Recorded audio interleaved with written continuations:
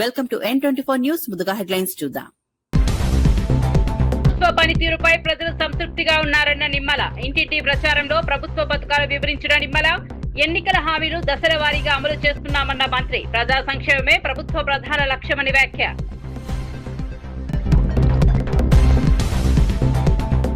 ఇరవై ఒకేళ్ల ఎన్నికల ప్రతిపాదనపై బండి సంజయ్ విమర్శలు. ప్రజాప్రతినిధులకు రాజకీయ పరిహుక్కత అవసరమన్న బండి.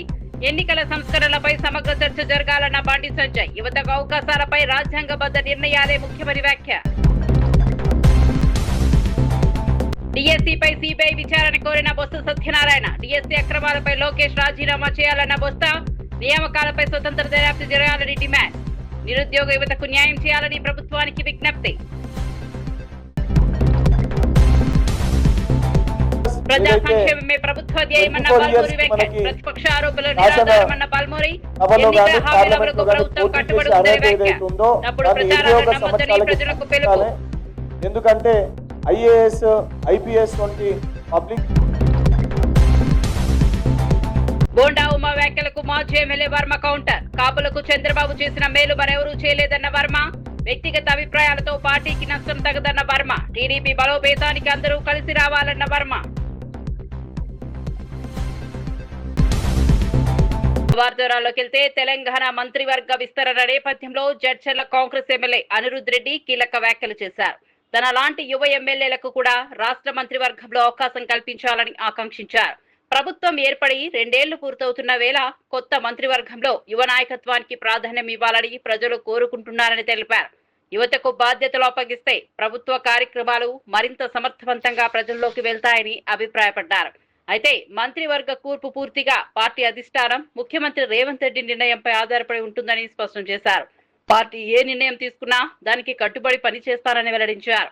పదవుల కంటే పార్టీ బలోపేతం, ప్రజాసేవే తన ప్రధాన లక్ష్యమని పేర్కొన్నారు. కాంగ్రెస్ ప్రభుత్వం ఎన్నికల హామీల అమలుకు కట్టుబడి పనిచేస్తోందని, ప్రజల విశ్వాసాన్ని నిలబెట్టుకునే దిశగా ముందుకు సాగుతోందని అనిరుద్ రెడ్డి తెలిపారు. ఎమ్మెల్యే టికెట్ కోసం ట్రై చేసిన వాళ్ళకి నా అభిప్రాయం నాదేంటంటే వాళ్ళని కూడా కంటిన్యూ చేస్తే వాళ్ళనే బాగుంటుంది అని చెప్పేసి నా అభిప్రాయం. ఇంకా కొంతమంది అంటున్నారు మన వాళ్ళ 2 ఏళ్ళు అయిపోయింది కదా, వాళ్ళని మారుస్తా అంటున్నారు కదా, మన మినిస్టర్లది కూడా 2 ఏళ్ళు అయిపోయింది కదా, మన వాళ్ళని కూడా మారుస్తారా అని కూడా అంటున్నారు. యాజ్ అన్ ఎమ్మెల్యే నా అభిప్రాయం నేను కూడా చెప్పొచ్చు. యంగ్స్టర్స్ ఉన్నారు, ఇంజనీరింగ్ చదువుకున్న వాళ్ళు ఉన్నాము, డాక్టర్స్ ఉన్నారు. మాకు కూడా కొత్త వాళ్ళకి అవకాశం ఇస్తాం, కొత్త కూడా పనిచేస్తాం. ఎందుకంటే ఇప్పుడు అంతా జనరేషన్ జీ వచ్చింది. సో ఇవన్నీ మా అభిప్రాయాలు. కానీ ఏదున్నా కానీ బాస్ ఈజ్ అవర్ ఏఐసిసి. ఇక్కడ మా బాస్ రేవంత్ రెడ్డి గారు, మా బాస్ పిసిసి మహేష్ గారు, వీళ్ళందరూ వాళ్ళు నిర్ణయం చేసుకో వాడు ఏ నిర్ణయం తీసుకున్నా దాన్ని కట్టుబడి ఉంటాం. కానీ నా నిర్ణయం, నా అభిప్రాయం ఇది. నా అభిప్రాయం ఏంటంటే ఒకవేళ 2 ఇయర్స్ అయిపోయింది, కొత్త వాళ్ళు కావాలంటే మన మినిస్టర్ కూడా 2 ఇయర్స్ అయిపోయింది కదా అని కూడా ప్రజలు మాట్లాడుతున్నారు అనేది నేను చెప్తున్నాను. అంతే. Thank you. టీడీపీ నేత బోండా ఉమా చేసిన వ్యాఖ్యలపై పిఠాపురం మాజీ ఎమ్మెల్యే వర్మ స్పందించారు. 2019 ఎన్నికల్లో కాపు ఉద్యమం వల్లే తెలుగుదేశం పార్టీ ఓడిపోయిందన్న వ్యాఖ్యలను ఆయన ఖండించారు. కాపు సామాజిక వర్గానికి చంద్రబాబు నాయుడు చేసినంత మేలు మరెవరూ చేయలేదని స్పష్టం చేశారు. అప్పట్లో జగన్మోహన్ రెడ్డి ఒక్క అవకాశం ఇవ్వాలని ప్రజలను కోరడంతోనే ఆయనకు ప్రజలు ఓటేశారని అన్నారు. వ్యక్తిగత అభిప్రాయాలను పార్టీ అధికారిక వైఖరిగా చూపించడం సరికాదని సూచించారు. పార్టీ నేతలు తమ వ్యక్తిగత అభిప్రాయాలు వెల్లడించే సమయంలో ముందుగానే స్పష్టత ఇవ్వాలని అన్నారు. పార్టీకి నష్టం కలిగించే విధంగా వ్యాఖ్యలు చేయకుండా బాధ్యతాయుతంగా వ్యవహరించాలని సూచించారు. టీడీపీ బలోపేతానికి అందరూ కలిసి పనిచేయాల్సిన అవసరం ఉందని వర్మ పేర్కొన్నారు. ఉపాధి అవనండి, కాపు భవనాల నిర్మాణం అవనండి, ఇన్ని ఉన్నాయి. ఒకటి మీరు చెప్పుకోగలరా జగన్మోహన్ రెడ్డి గారు? లేదు. అల్టిమేట్గా ఏంటంటే పద్మనాభం గారు స్వర్గస్థులయ్యారు. ఆయన గురించి ఎవరో కూడా తప్పుగా మాట్లాడకూడదు. ఆయన ఆ కమ్యూనిటీ గురించి పోరాడిన మాట వాస్తవం, అందులో తేడా లేదు. ఏదైనా ఆ కమ్యూనిటీకి చేసిన వ్యక్తి చంద్రబాబు నాయుడు గారు, ఇది వాస్తవం, ఇందులో తేడా లేదు. కాపుల కోసం ఇంత కష్టపడి ఇంత ఖర్చు పెట్టి ఇన్ని రకాల అవకాశాలు కల్పించిన చంద్రబాబు నాయుడు గారి గురించి యావత్ తెలుగుదేశం పార్టీలో ఉన్న 175 నియోజకవర్గాల్లో ఉన్న అందరం మాట్లాడవలసిన ఆవశ్యకత ఉంది. నిజాలు ప్రజలకు తెలియజేయాలి. ఎందుకంటే ఒకసారి మర్చిపోతారు. కాపుల అభివృద్ధికి 2014-19లో చంద్రబాబు నాయుడు గారు చేసినట్టు ఏ ముఖ్యమంత్రి కూడా చేయలేదు. చంద్రబాబు నాయుడు గారికి కులాలు ఉండవు. ఏ కులం వెనకబడి ఉందో దాని మీద ప్రేమతో అభివృద్ధి ఆర్థికంగా నిలబెట్టడానికి చూస్తారు. చంద్రబాబు నాయుడు ఒక్కడే కాపుల కోసం పెద్దపీట వేసిన నాయకుడు చంద్రబాబు నాయుడు గారు. అటు రిజర్వేషన్లో కానీ, ఇటు కాపు కార్పొరేషన్ నిధుల్లో కానీ, విదేశీ విద్య ఇవ్వడంలో కానీ, అలాగే స్వయం ఉపాధి యూనిట్స్ ఇవ్వడంలో కానీ, కాపు భవనాల నిర్మాణంలో కానీ ఎన్ని రకాలుగా చంద్రబాబు నాయుడు గారు మరి కాపులకి అండగా నిలబడ్డ నాయకుడు చంద్రబాబు నాయుడు. ఆకివీడిలో శ్రీరామాలయ నిర్మాణానికి సంబంధించిన వివాదంపై సుప్రీంకోర్టు కీలక తీర్పు వెలువరించింది. ఆలయ నిర్మాణాన్ని వ్యతిరేకిస్తూ దాఖలైన పిటిషన్ను అత్యున్నత న్యాయస్థానం కొట్టివేయడంతో రామాలయ నిర్మాణానికి ఉన్న న్యాయపరమైన అడ్డంకులు తొలగిపోయాయి. తీర్పు వివరాలను మాజీ ఎంపీ రఘురామకృష్ణంరాజు వెల్లడించారు. సుప్రీంకోర్టు నిర్ణయంతో ఆలయ నిర్మాణ పనులు ఇక వేగంగా ముందుకు సాగే అవకాశం ఉందని తెలిపారు. ఈ తీర్పుపై ఆకివీడు ప్రజలు, శ్రీరామ భక్తులు హర్షం వ్యక్తం చేస్తున్నారు. ఆలయ నిర్మాణం ప్రాంతీయ ఆధ్యాత్మిక అభివృద్ధికి దోహదపడుతుందని అభిప్రాయపడుతున్నారు. ఎన్నాళ్లుగానో ఎదురు చూస్తున్న రామాలయ నిర్మాణానికి మార్గం సుగమం కావడంతో భక్తుల్లో ఆనందం నెలకొంది. చట్టపరమైన అన్ని ప్రక్రియలు పూర్తయ్యాక నిర్మాణ పనులు ప్రారంభమవుతాయని స్థానికులు ఆశాభావం వ్యక్తం చేస్తున్నారు. ఖచ్చితంగా విచారణకు వచ్చినప్పుడు విజయం శ్రీరామునిదే అని చెప్పి నేను స్పష్టంగా పేర్కొనటం జరిగింది.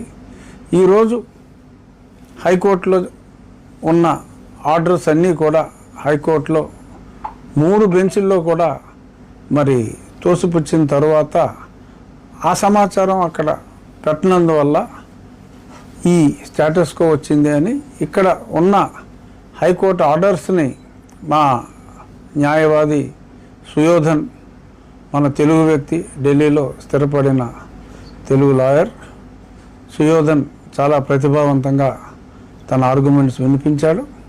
రాష్ట్ర ప్రభుత్వం తరఫున కూడా ప్రేరణా సింగ్ వారి మన వాదనలో వినిపించడం జరిగింది. అన్ని అనుమతులు సక్రమంగా తీసుకున్న తరువాత అది ప్రభుత్వ స్థలము అని చెప్పి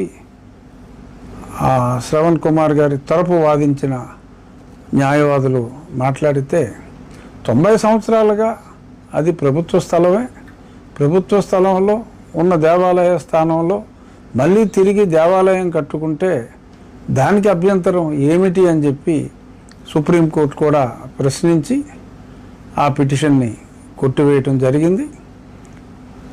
ఆల్రెడీ చెప్పాను నేను, గన్నవరం దగ్గర దేవాలయం వేగవంతంగా పూర్తవుతుందని. సుమారు 70% పనులు అయిపోవచ్చుని.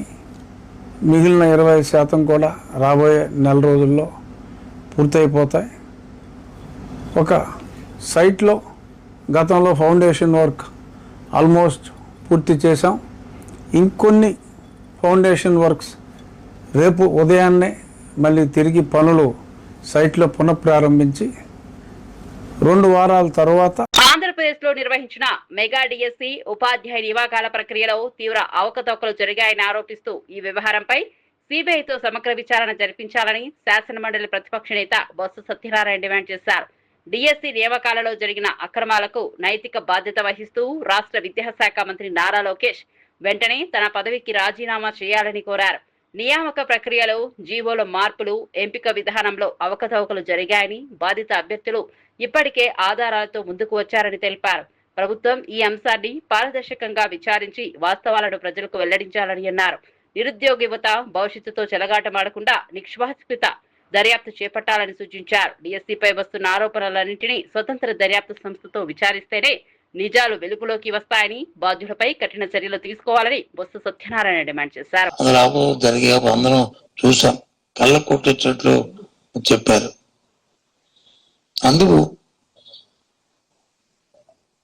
ప్రభుత్వంలో పారదర్శకత ఉంటే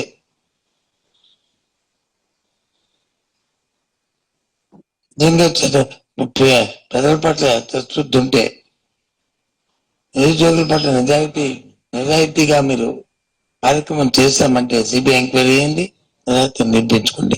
అంతవరకు మంత్రి వర్గం నుంచి ఆ మంత్రి పక్కన ఉండండి. మీలాగే చెప్పారు అక్కడ కూడా కబుర్లు. అక్కడికి ఏమైంది? అంతేకాదు, వ్యవస్థ ఫస్ట్ పడిపోయిన పరిస్థితి తీసుకొచ్చారు. ఫీజు రింబర్స్మెంట్ సుమారు 10,000 కోట్ల రూపాయలు వాటికి బకాయిలు ఉన్నాయి. ఫీజు రింబర్స్మెంట్ కానీ, లేదా విద్యాదీవెన కానీ, వసతి విద్యాదీవెన కానీ, వసతి దీవెన కానీ, రెండు కలుపుకుంటే సుమారు 10,000 కోట్లు ఉంది. ఈ పథకం ఎప్పుడు వచ్చింది చంద్రబాబు నాయుడు గారు? స్వర్గీయ రాజశేఖర రెడ్డి గారు ఆలోచన చేసి ఆ రోజు ఈ పథకాన్ని ప్రవేశపెట్టిన తర్వాత ఆయన హయాంలో కానీ తర్వాత వచ్చిన ముఖ్యమంత్రులు రాజశేఖర్ కానీ కిరణ్ కుమార్ రెడ్డి కానీ ఇదేదో రాజశేఖర్ గారు చేశారు, ఈ బకాయిలు నిమ్మని చెప్పారు. అంతెందుకు, నువ్వు 14 తెలంగాణ ముఖ్యమంత్రి రేవంత్ రెడ్డి చేసిన 21 ఏళ్ల యువతకు పార్లమెంట్, అసెంబ్లీ ఎన్నికల్లో పోటీ చేసే అవకాశం కల్పించాలన్న ప్రతిపాదనపై కేంద్ర మంత్రి బండి సంజయ్ కుమార్ స్పందించారు. ఈ ప్రతిపాదన వాస్తవ పరిస్థితులకు అనుగుణంగా లేదని ఆయన విమర్శించారు. ప్రజాప్రతినిధులకు రాజకీయ అనుభవం, పరిపక్వత కూడా అవసరమని పేర్కొన్నారు. ఈ సందర్భంగా రాహుల్ గాంధీ ప్రధానమంత్రి అయ్యే అవకాశాన్ని ప్రస్తావిస్తూ వ్యాఖ్యలు చేశారు. ఎన్నికల సంస్కరణలపై చర్చ జరగడం సహజమే అయినప్పటికీ ప్రజలను తప్పుదోవ పట్టించే విధంగా ప్రకటనలు చేయకూడదని సూచించారు. యువత రాజకీయాల్లోకి రావడం స్వాగతించదగిన విషయమే అయినా రాజ్యాంగబద్ధమైన మార్పులు, సమగ్ర చర్చల తర్వాతే నిర్ణయాలు తీసుకోవాలని అభిప్రాయపడ్డారు. ప్రజాస్వామ్య వ్యవస్థ బలోపేతమై అందరి లక్ష్యంగా ఉండాలని ఇంకొకరికి హోంశాఖ మంత్రి చేయొచ్చు, ఇంకొకరు రాజీనామా చేస్తే మున్సిపల్ శాఖ మంత్రి కూడా చేయొచ్చు. వాళ్ళు ఇట్లని చెప్పి కాంగ్రెస్ పార్టీ పాలసీ ఉంటుంది. అంటే 60 ఏళ్ళ ముసలి కూడా యూత్ కాంగ్రెస్ అని చెప్పుకుంటారు. మళ్ళీ ఇదే ఛాన్స్ అనుకుని మా విఎన్ మాత అన్నాడు, మంచోడు, బోలా శంకరుడు, కట్టర్ కాంగ్రెస్ వాది, గాంధీ కుటుంబానికి భక్తుడు. మళ్ళీ మా విఎన్ తనకు ఇప్పుడు మా కేశవ సార్ కు సీన్ పాయింట్ వేసి, టీ షర్ట్ వేసి, చేతిలో జెండా ఇచ్చి వీళ్ళ జంగీలు అని చెప్పి మా విఎన్ మంత్రులకు విద్యాశాఖ మంత్రి, కేశవ సార్ కు హోంశాఖ మంత్రి, కోదండ సార్ తీసుకొచ్చి ఆయనకు మున్సిపల్ శాఖ మంత్రి ఇస్తే అట్లా మోసం చేసే ప్రయత్నం చేయకండి. కూటమి ప్రభుత్వం చేపట్టిన మెగా డిఎస్సీ ఉపాధ్యాయ నియామకాలపై వైఎస్ఆర్సీపీ అసత్య ప్రచారం చేస్తోందని టీడీపీ నాయకులు ఆరోపించారు. విద్యార్థులు, నిరుద్యోగ యువతకు ఇచ్చిన హామీ మేరకు విద్యాశాఖ మంత్రి నారా లోకేష్ నేతృత్వంలో వేలాది ఉపాధ్యాయుల పోస్టుల భర్తీ ప్రక్రియను పూర్తిస్థాయి పారదర్శకతతో వేగంగా కొనసాగిస్తున్నామని తెలిపారు. నియామకాల ప్రక్రియలో ఎలాంటి అక్రమాలు జరగలేదని, అన్ని నిబంధనలను ఖచ్చితంగా పాటిస్తున్నామని స్పష్టం చేశారు. రాజకీయ ప్రయోజనాల కోసం వైసీపీ నాయకులు నిరాధార ఆరోపణలు చేస్తున్నారని విమర్శించారు. అభ్యర్థులు పుకార్లను నమ్మకుండా అధికారిక సమాచారాన్ని మాత్రమే విశ్వసించాలని సూచించారు. రాష్ట్ర విద్యా వ్యవస్థను బలోపేతం చేయడమే ప్రభుత్వ లక్ష్యమని, అర్హులైన ప్రతి ఒక్కరికి అభ్యర్థికి న్యాయం జరిగేలా నియామక ప్రక్రియ కొనసాగుతోందని, తప్పుడు ప్రచారాలను ప్రజలు నమ్మవద్దని టీడీపీ నాయకులు కోరారు. మళ్ళా చెప్తున్నారు, నిన్న పేపర్లు సక్రమంగా పెట్టలేదని. పేపర్లు సక్రమంగా పెట్టలేనడికి పిల్లెందుకు? మీకు ఒక రాజకీయ పార్టీనా? అంటే కోర్టు సమయాన్ని, కోర్టు అంటే మీకు చిన్నచూపుగా కనబడుతోందని ప్రశ్నిస్తా ఉన్నా. సరైన సమాచారం మీ దగ్గర లేదు కాబట్టే కోర్టు ఆ పిటిషన్ను తిరస్కరిస్తుందనే భయంతో తెలివిగా మీరు ఆ పిటిషన్ను వెనక్కు తీసుకోవడం జరిగింది. మేము తప్పు జరిగితే ఒప్పుకునేదానికి సిద్ధంగా ఉన్నాం. ప్రభుత్వంలో 100కు 100% అన్ని కరెక్ట్గా జరుగుతాయి, తప్పు జరిగితే నేను ఒప్పుకునేదానికి సిద్ధంగా ఉన్నాను అని చెప్పి పలు సందర్భాల్లో లోకేష్ బాబు గారు చెప్పడం జరిగింది.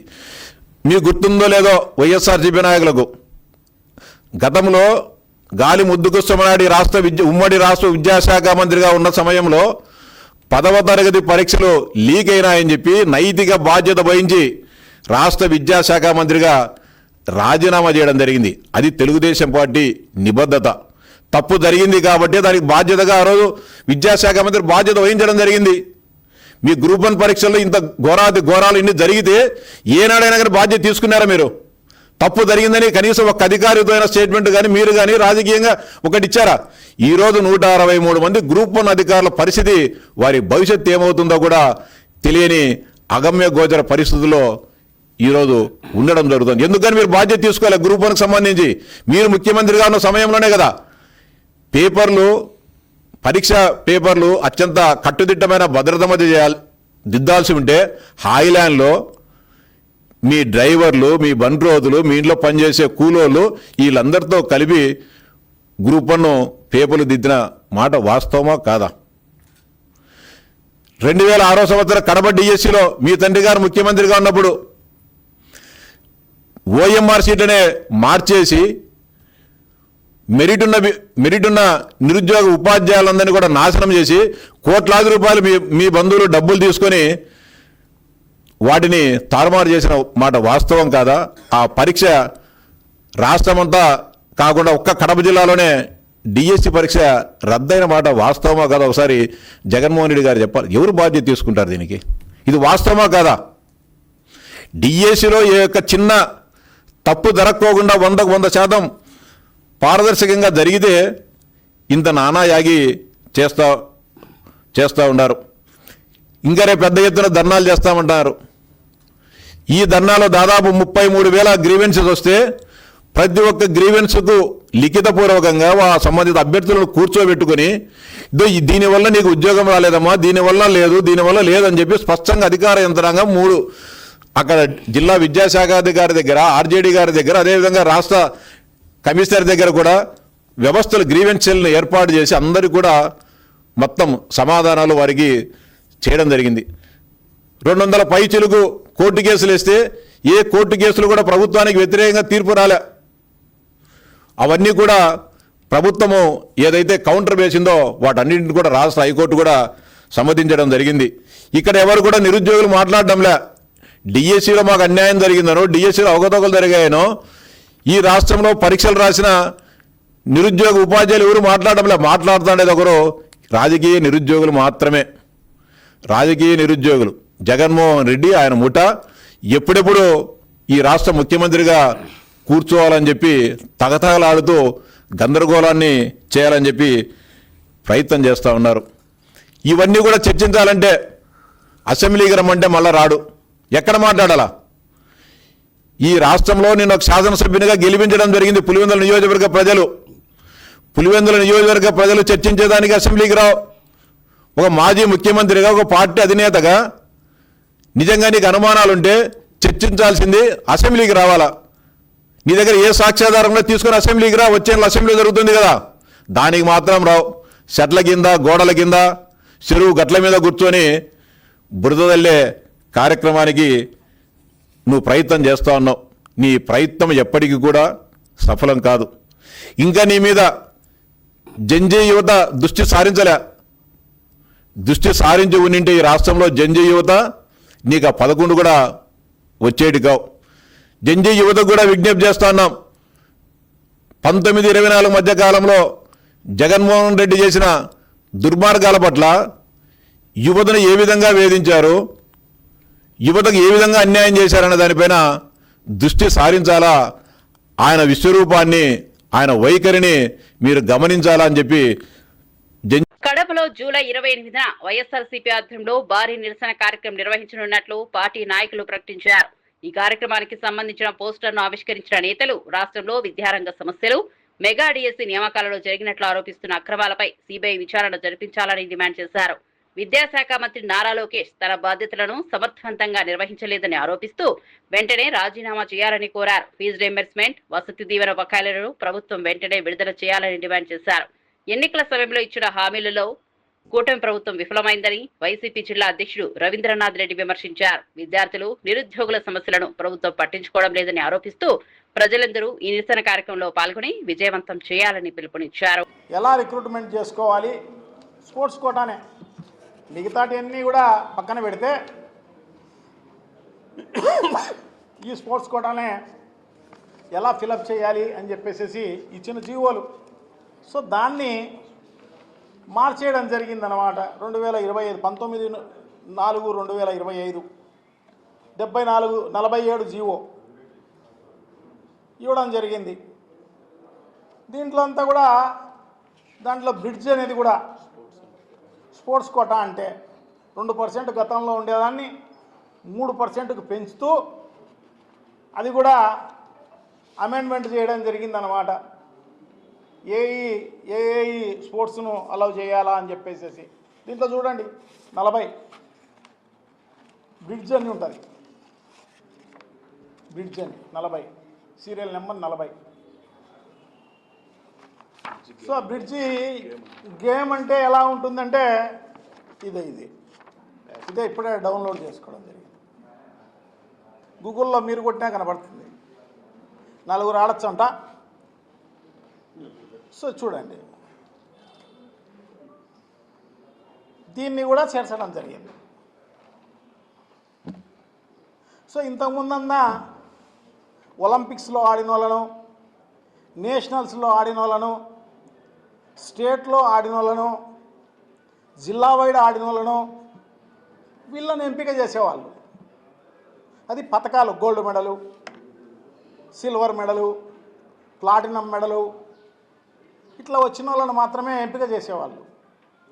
మన కర్మగాలి ఈ ప్రభుత్వంలో ఈ బ్రిడ్జ్ అనే ఇది కూడా కలిపి గాంధీ భవన్ లో నిర్వహించిన మీడియా సమావేశంలో ప్రభుత్వ సలహాదారు వి హనుమంతరావు విద్యార్థుల సంక్షేమంపై కీలక వ్యాఖ్యలు చేశారు. వైఎస్ఆర్ హయాంలో ప్రారంభమైన ఫీజు రీయింబర్స్మెంట్ పథకం వేలాది మంది పేద విద్యార్థులకు ఉన్నత విద్యను అందుబాటులోకి తీసుకొచ్చిందని గుర్తు చేశారు. ప్రస్తుతం కాంగ్రెస్ ప్రభుత్వం కూడా ఈ పథకాన్ని మరింత బలోపేతం చేసేందుకు తగిన నిధులు విడుదల చేయాలని ముఖ్యమంత్రి రేవంత్ రెడ్డి డిప్యూటీ సీఎం బట్టి విక్రమార్కలకు విజ్ఞప్తి చేశారు. ఆర్థిక ఇబ్బందుల కారణంగా ఏ విద్యార్థి చదువు మధ్యలో ఆగిపోకూడదని అన్నారు. అలాగే యువత రాజకీయాల్లోకి రావడానికి 21 ఏళ్లకి అవకాశం కల్పించే బిల్లును స్వాగతిస్తున్నట్టు తెలిపారు. యువతకు రాజకీయాల్లో అధిక ప్రాతినిధ్యం లభించడం ప్రజాస్వామ్యానికి మేలు చేస్తుందని అభిప్రాయపడ్డారు. విద్య, ఉపాధి, రాజకీయ అవకాశాల యువతకు మరింత ప్రాధాన్యం కల్పించాలని హనుమంతరావు సూచించారు. మాకు వాగ్దానం చేశారు, ఆ తర్వాత ఇంప్లిమెంట్ కూడా చేశారు రాజశేఖర రెడ్డి పీరియడ్లో. అదేవిధంగా ఇవాళ ఏం జరుగుతున్నది, ఇవాళ ఫీజు రీయింబర్స్మెంట్ తర్వాత అయిన ప్రభుత్వంలో వచ్చిన ప్రజలు విద్యార్థి సోదరులందరూ మేము చదవలేము, ఫీజు కట్టలేము, మా పిల్లల భవిష్యత్తు ఎట్లయితుంది కాబట్టి ఏదైతే ప్రైవేట్ కాలేజీలు కానీ స్కూల్ కాలేజీలలో ఫీజు ఎక్కువ తీసుకుంటున్నారు, ఆ ఫీజు రీయింబర్స్మెంట్ చేస్తే మా పిల్లలు కూడా చదువుతారన్నారు. దానికి రాజశేఖర రెడ్డి గారు ఓకే చేశారు. కానీ ఆయన ఉన్నంతకాలం ఇవ్వడం జరిగింది, కానీ బీఆర్ఎస్ గవర్నమెంట్ వచ్చిన తర్వాత దాన్ని తుంగలో తొక్కేశారు. కనుక నా ముఖ్యమంత్రి గారు తప్పనిసరిగా దీని మీద ఎందుకంటే మీరు ఎన్నో అభివృద్ధి కార్యక్రమాలు చేస్తున్నారు. ఇవాళ గురుకుల విద్యార్థులకు, ఏది మహాత్మా జ్యోతిరావు పూలే విద్యార్థులకు, బీసీ విద్యార్థులకు కానీ ఇవాళ మీరు స్కూళ్ళల్లో షూ ఇస్తున్నారు, డ్రెస్ ఇస్తున్నారు, పడుకునే బట్టలు ఇస్తున్నారు, భోజనాలు పెడుతున్నారు, బ్రేక్ఫాస్ట్ పెడుతున్నారు, లంచ్ పెడుతున్నారు, అన్నీ బాగున్నాయి. కానీ ఇది ఒక్కటి మాత్రం, ఎందుకంటే అపోజిషన్ దీన్ని ఏ విధంగా అడ్వాంటేజ్ తీసుకోవాలని చూస్తున్నారు. కానీ అది మనం చేసిన కార్యక్రమే, మరి కొత్త కార్యక్రమం అడుగుతలే. మీరు ఇన్ని ఇండస్ట్రీస్ వస్తున్నాయి, ఎవరు చూడు తెలంగాణకు రావాలి, ప్రతి ఇండస్ట్రీ వాళ్ళు ఈడ పెట్టుబడులు పెట్టాలి, ఈడ ఉద్యోగాలు ఇవ్వాలని ఆయన అవకాశం కల్పించడమే కాకుండా న్యూ సిటీ, అదేవిధంగా స్పోర్ట్స్ సిటీ కూడా చేస్తుంది. కాబట్టి నా ఉద్దేశంలో ఇవాళ ప్రైవేట్ స్కూల్ ఏదైతే ఉన్నాయో, గవర్నమెంట్ ఏది ప్రైవేట్ ఇళ్ళల్లో ఉన్నాయి, ఏదైతే డెడికేటెడ్ స్కూల్స్ పెడుతున్నావో అదేవిధంగా వారికి 25 ఎకరాల భూమి, దానికి సరి అయిన కన్స్ట్రక్షన్కు అన్నీ చేస్తున్నాము. కనుక ఈ ప్రైవేటులలో ఉన్న ఇళ్లలో కంటే ప్రతి ఏదైతే స్కూల్ ఉన్నారో మహాత్మా జ్యోతిరావు పూలే గురుకుల స్కూళ్ళకు దానికి కూడా ఒక 4-5 ఎకరాలు మీరు ఇవ్వగలిగితే పిల్లలు ఆడతారు, మంచిగా చదువుతారు, హాస్టల్లో ఉంటారు అనేది నా ఉద్దేశం. దీంతో పాటు there is a big demand ఉన్నదండి. ప్రతి ఒక్కరు కూడా ఏ బీసీ అసోసియేషన్ అందరు కూడా ఏమంటున్నారు, ఫీజు రీయింబర్స్మెంట్ ఇవ్వాలి అందరూ అంటున్నారు. ఈ అన్ని పార్టీలు కూడా మొదలుపెట్టినాయి. కనుక నా ఉద్దేశంలో మా డిప్యూటీ సీఎం అయినటువంటి బట్టి విక్రమార్క తాను ఏమంటాడంటే, నేను రాజశేఖర రెడ్డి శిష్యుడు అంటాడు, రాజశేఖర రెడ్డి ఆలోచన అంటాడు. కాబట్టి ఆయన అదేవిధంగా ముఖ్యమంత్రి గారు ఇద్దరు కలిసి తప్పనిసరిగా అంచెలంచెలుగా ఇది బాగా నా మీద ఒత్తిడి పెరుగుతుంది. ఎందుకంటే నేను మొదటి నుంచి ఓబీసీల గురించి కొట్లాడా, కేంద్రంలో కొట్లాడా, ఐఐఎంలో రిజర్వేషన్ లేదని సుప్రీంకోర్టు కొట్టేస్తే నేను సోనియా గాంధీ దగ్గర పోయినా, madam talent is not anybody's property, God has given everybody, but we should give opportunity అన్నా. ఏం చేయాలన్నది, ఏం చేయాలమ్మా, మా దగ్గర కూడా టాలెంట్ ఉన్నది. కానీ ఇవాళ సుప్రీంకోర్టు కొట్టేసిన తర్వాత ఆల్టర్నేట్ ఓన్లీ పార్లమెంట్ కాబట్టి why don't you put a word to the doctor Manmohan Singh is the prime minister అంటే చెప్పింది, బిల్లు పాస్ అయింది. అన్ని పార్లమెంట్ సెగ్మెంట్లో అసెంబ్లీ మా సంఖ్య ఎక్కువది బీసీలది. కనుక ప్రతి ఒక్కరు కూడా బీసీలకు అన్యాయం జరుగుతూ పాస్ అయింది. ఆనాడు ఉన్నటువంటి మాయావతి కావచ్చు, శరద్ పవార్ కావచ్చు, మమతా కావచ్చు, అన్ని పార్టీల వాళ్ళు మద్దతు ఇస్తే పాస్ అయింది. ఇవాళ ఒక్కొక్కడు 1,40,000 జీతం సంపాదించుండు యాజ్ ఎ ఇంజనీర్గా ఐఐటీలో. అదేవిధంగా all India institute of medical సైన్సెస్లో డాక్టర్లు అవుతున్నారు. ఇవాళ మీరు ఈ ఫీజు అన్నీ చేస్తున్నారు. అక్కడ గురుకుల్లో బ్రేక్ఫాస్ట్, లంచ్, బట్టలు ఇస్తున్నావు, మంచిగా చదువు చెప్పాలంటున్నావు, స్పోర్ట్స్ సిటీ చేస్తా అంటున్నావు. ఇది ఒక్కటి మీరు చేయగలిగితే, ఎందుకంటే నా మీద ఒత్తిడి పెరుగుతుంది. ఎందుకంటే నేను మొదటి నుంచి ఓబీసీల గురించి పార్లమెంట్లో కన్వీనర్గా, పార్లమెంట్ ఎంపీల కన్వీనర్గా పనిచేసిన, సాధించిన, దాని మీద నా మీద వద్దు. అదేవిధంగా ఇవాళ గవర్నమెంట్, తెలంగాణ గవర్నమెంట్ అడ్వైజర్గా, అదేవిధంగా నా సబ్జెక్ట్ ఏంటి బీసీల అభివృద్ధి అని ఉన్నది. కనుక బీసీ నాయకులందరూ వచ్చి నా మీద ఒత్తిడి తెస్తున్నారు. ముఖ్యమంత్రి గారు ఇది ఒక్కటి చేసేయండి. ఇక మీ Malkajgiri police station circle inspector గా ఎస్ విజయ్ కుమార్ సోమవారం బాధ్యతలు స్వీకరించారు. సిసిఎస్ నుంచి బదిలీపై వచ్చిన ఆయనకు పోలీసు అధికారులు, సిబ్బంది ఘన స్వాగతం పలికారు. ఇంతవరకు మల్కాజ్గిరి సిఐగా పనిచేసిన సత్యనారాయణ ఆర్థిక నేరాల విభాగానికి బదిలీ కావడంతో బాధ్యతల మార్పిడి జరిగింది. ఈ సందర్భంగా స్టేషన్ ఎస్ఐలు, కానిస్టేబుల్ సత్యనారాయణకు వీడ్కోలు పలికారు. కొత్తగా బాధ్యతలు చేపట్టిన విజయ్ కుమార్ ను వివిధ రాజకీయ పార్టీల నాయకులు, కుల సంఘాల ప్రతినిధులు, స్థానిక ప్రముఖులు కలిసి శుభాకాంక్షలు తెలిపారు. ప్రజలకు అందుబాటులో ఉండే పోలీసింగ్ కు ప్రాధాన్యం ఇస్తారని విజయ్ కుమార్ పేర్కొన్నారు. శాంతి భద్రతల పరిరక్షణ, నేరాల నియంత్రణతో పాటు ప్రజల సమస్యలను వేగంగా పరిష్కరించే దిశగా కృషి చేస్తానని ఆయన వెల్లడించారు.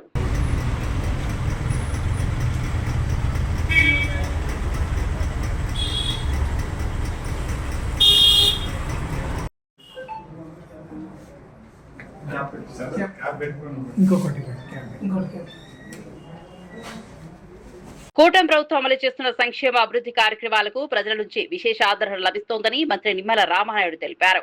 పాలకొల్లు 21వ వార్డులో నిర్వహించిన ఇంటింటి ప్రచార కార్యక్రమంలో పాల్గొన్న ఆయన 2 ఏళ్ల పాలనలో ప్రభుత్వం చేపట్టిన అభివృద్ధి పనులు, సంక్షేమ పథకాల గురించి ప్రజలకు వివరించారు. ప్రతి ఇంటికి చేరుకుని ప్రభుత్వ కార్యక్రమాలపై అవగాహన కల్పించగా ప్రజలు సానుకూలంగా స్పందించారని చెప్పారు. ఎన్నికల హామీలను దశల వారీగా అమలు చేస్తూ ప్రజల విశ్వాసాన్ని నిలబెట్టుకుంటున్నామని పేర్కొన్నారు. సంక్షేమం, అభివృద్ధి రెండింటికి సమానంగా ముందుకు తీసుకెళ్తూ అన్ని వర్గాల ప్రజలకు ప్రభుత్వం అండగా నిలుస్తోందని తెలిపారు. ప్రజల నుంచి వచ్చిన సూచనలు, సమస్యలను నమోదు చేసి వాటి పరిష్కారానికి చర్యలు తీసుకుంటామని వెల్లడించారు. రాష్ట్ర అభివృద్ధి, ప్రజా సంక్షేమమే ప్రభుత్వ ప్రధాన లక్ష్యమని మంత్రి నిమ్మల రాయుడు స్పష్టం చేశారు.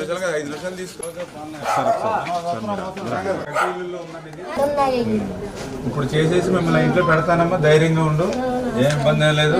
మీ ఇంటి గృహప్రవేశానికి కూడా వస్తాను, ఓకేనా?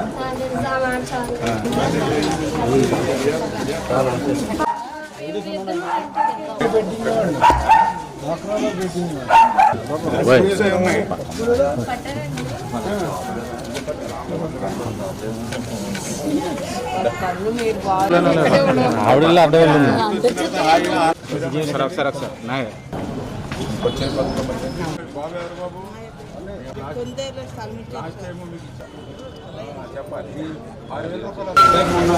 Side side.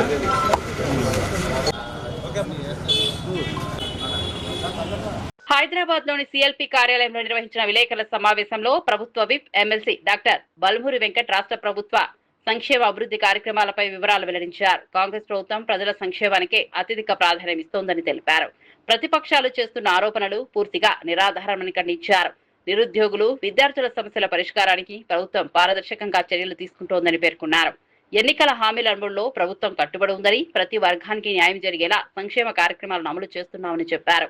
అభివృద్ధి, సంక్షేమాన్ని సమతుల్యంగా ముందుకు తీసుకెళ్తూ రాష్ట్ర పురోగతికి ప్రభుత్వం కృషి చేస్తోందని వివరించారు. ప్రజలు తప్పుడు ప్రచారాలను నమ్మకుండా ప్రభుత్వ పనితీరును గమనించాలని బల్మూరి వెంకట్ కోరారు.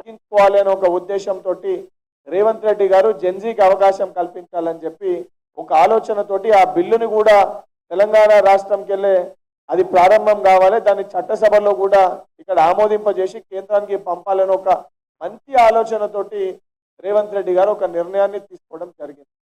దానితో పాటు రాజ్యసభ కానీ ఎమ్మెల్సీ అర్హతను కూడా 25 సంవత్సరాలకే కుదించాలి, 25-26కే కుదించాలి, 30 సంవత్సరాలకు ఉన్న ఎలిజిబిలిటీని కూడా 25-26 కుదించాలి. వారు ఒక మంచి ఆలోచనతోటి వారు ముందుకు రావడం జరిగింది. దాన్ని స్వాగతించాల్సింది పోయి న్యాయపరంగా ఒక న్యాయవాదివి, నీకు కూడా తెలుసు రేవంత్ రెడ్డి గారు మాట్లాడిన మాట ముమ్మాటికి వాస్తవము, ముమ్మాటికి అవకాశము యువతకి కల్పించాల్సిన అవసరం ఉందని చెప్పి మీకు కూడా తెలుసు. బహుశా మీరు మీ పార్టీలో యువతకు అవకాశం కల్పిస్తలేరేమో. కాంగ్రెస్ పార్టీలో అన్ని రాష్ట్రాల్లో, మొన్న కేరళలో జరిగిన ఎలక్షన్స్ లో కూడా అక్కడ క్యాబినెట్ లో ఏదైతే యూత్ ఉన్న రోజీ ఎం జాన్కి ఒక ఇద్దరికి, అక్కడ కూడా యూత్ కాంగ్రెస్కి ఎన్ఎస్ఓ బ్యాక్గ్రౌండ్కి వచ్చిన ఒక ఇద్దరికి అక్కడ కూడా అవకాశం కల్పించడం జరిగింది. కాంగ్రెస్ పార్టీ రాహుల్ గాంధీ గారు రేవంత్ రెడ్డి గారు మంచి ఆలోచనతోటి పనిచేస్తుంటే దీన్ని వక్రీకరించనీకి దీన్ని డైవర్ట్ చేయనీకి రేవంత్ రెడ్డి గారు మాట్లాడుతున్నారని చెప్పి సిగ్గు లేకుండా నువ్వు నీ మాటల్ని సమర్థించుకునే ప్రయత్నం చేస్తున్నావు. దానితో పాటు నువ్వు మాట్లాడుతూ ఏమన్నావు, ఈరోజు భారతీయ జనతా పార్టీ ఆలోచించాలి, ధర్మేంద్ర ప్రధాన్ తప్పు చేసిండని అంగీకరించే ధర్మేంద్ర ప్రధాన్ని రాజీనామా చేయించారు. మరి తప్పు చేసిన ప్రభుత్వంకి వెళ్ళి తొలగించినాక మరి మీ పార్టీలు ఎట్లా ఉంచుకోరు? మీ పార్టీకి వెళ్ళి కూడా నేను సస్పెండ్ చేయాలి కదా. ధర్మేంద్ర ప్రధాన్ అనే వ్యక్తిని మీ పార్టీలోకి వెళ్ళి కూడా సస్పెండ్ చేయాల్సిన అవసరం ఉంది కదా. మీ పార్టీలోకి వెళ్ళి సస్పెండ్ చేయకుండా రేపిస్ట్లని, డెకాయిట్లని, దొంగల్ని, పేపర్ లీక్ ప్రభుత్వ పనితీరుపై ప్రజలు సంతృప్తిగా ఉన్నారన్న నిమ్మల. ఇంటింటి ప్రచారంలో ప్రభుత్వ పథకాలు వివరించిన నిమ్మల, ఎన్నికల హామీలు దశల వారీగా అమలు చేస్తున్నామన్న మంత్రి. ప్రజా సంక్షేమమే ప్రభుత్వ ప్రధాన లక్ష్యమని వ్యాఖ్య.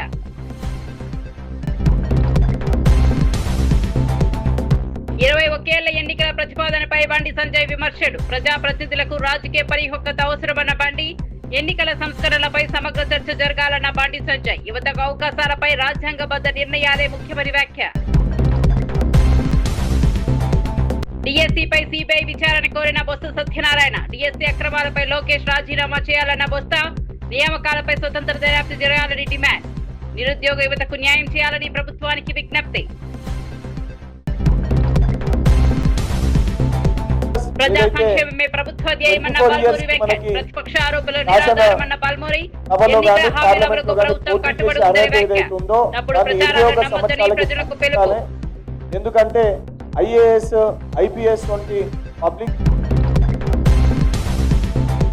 బోండా ఉమా వ్యాఖ్యలకు మాజీ ఎమ్మెల్యే వర్మ కౌంటర్. కాపులకు చంద్రబాబు చేసిన మేలు మరెవరూ చేయలేదన్న వర్మ. వ్యక్తిగత అభిప్రాయాలతో పార్టీకి నష్టం తగదన్న వర్మ. టీడీపీ బలోపేతానికి అందరూ కలిసి రావాలన్న వర్మ.